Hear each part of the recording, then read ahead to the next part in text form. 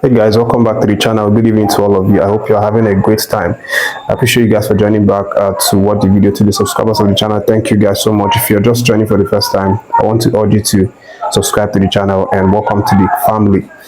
As always, I have a number of interesting updates for this video, and first let me start with the one that concerns Coach Finidi. Of course, we talked about Coach Finidi in the last video where we talked about how he said that he is quite pleased with being elected in Nigerian Super Eagles head coach, and he urged NFF to work with him and his team so that they would achieve success with the Nigerian Super Eagles.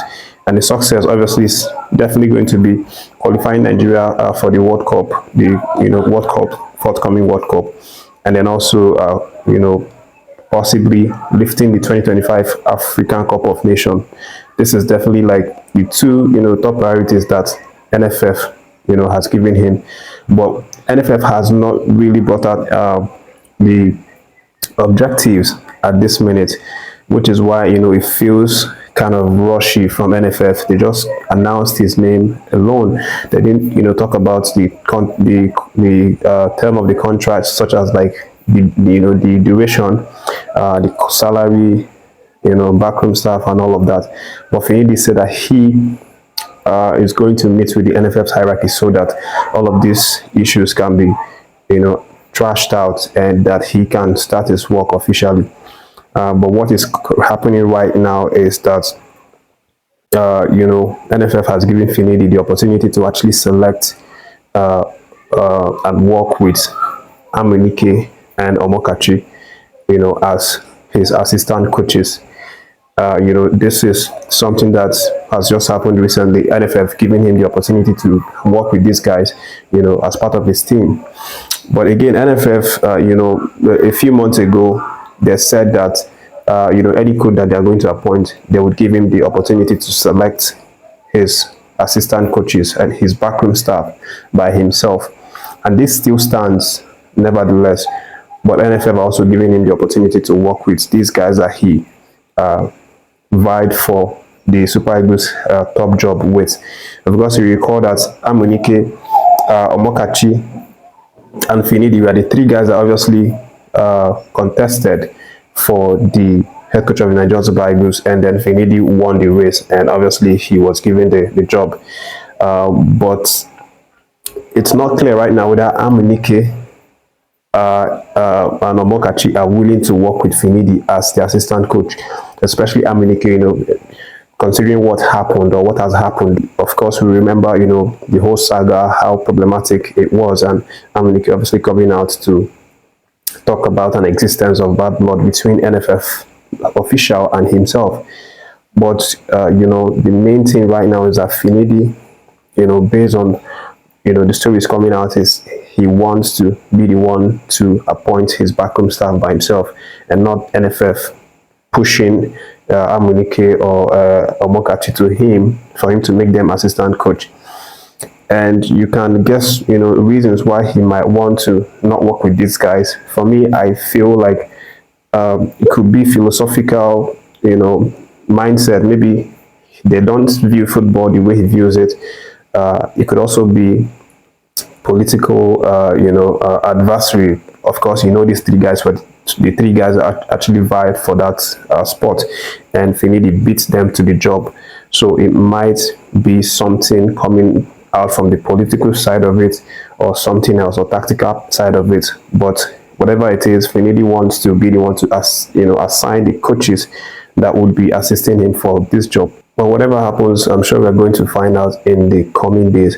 But leaving that similar, that the chairman of the FCT Football Coaches Association, Godwin Bamiboye, has now told NFF to not interfere with Coach Finidi's job when he starts to work as the Nigerian Super Eagles head coach. Of course, we talked about the likes of Edema Fuludu, obviously talking about this same situation previously. I talked about it in a few videos ago. Fuludu, urged NFF to allow Finidi to have the maximum authority.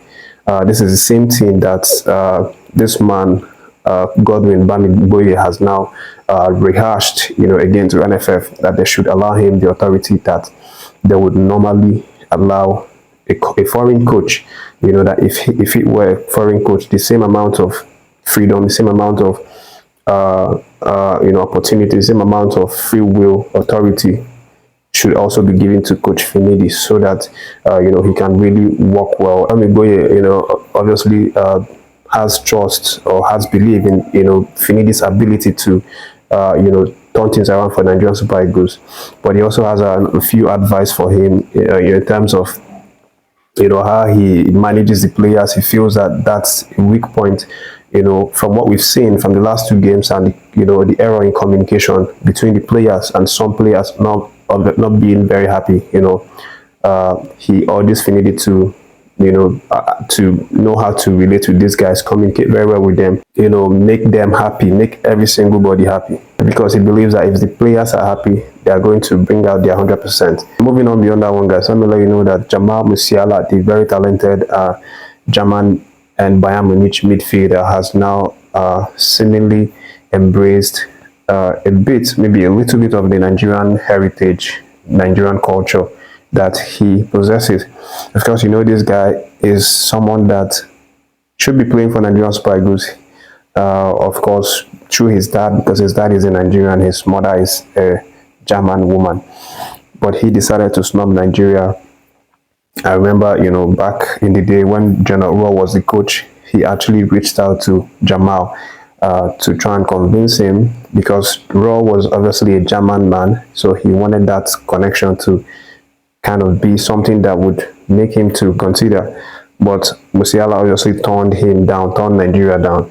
But in a very recent short video where he was doing a sort of skit with a chef, he talks about his love for Nigeria, obviously because his dad is Nigerian, and how he enjoys Nigerian food, especially that he prefers it to German food and everything, because it's the food that that satisfies him the most. He talks about fufu, enjoying fufu and all of that. But again, when he was asked question about why he decided to why Germany instead of Nigeria, he said that he wasn't going to say anything about it because he has respect and love for these 2 countries, and he doesn't want to be biased, so he's not saying anything about it. But when it comes to food, he loves Nigerian food. He eats fufu, that he eats it every day. It's what drives him and gives him energy. It's what it is. We still love him for being a Nigerian. Obviously, even if he's not playing for us, we still love him, at least for even accepting a part of Nigerian culture and expressing it openly. But for the last gist, let me let you know that a very sad one obviously has now come to the media's attention, and it's the fact that the Delta Queens players and management are reportedly being owed for 4 months right now. They've not been paid for the last 4 months, and this is very terrible. Of course, we talk about this every single time. Nigerian and the NPFL or the NWSL, that's the female version of the Nigerian league, owing players their salary. These people are professionals, they are pro athletes, and you owe them salary. A lot of them have families that look up to them. A lot of them are breadwinners. A lot of them are dads, moms, aunties, and all of that. But you owe them salary. For what reason? But this is what's really happening right now. And based on the report, the Delta State government are supposed to be the ones catering for their salary, welfare, and everything.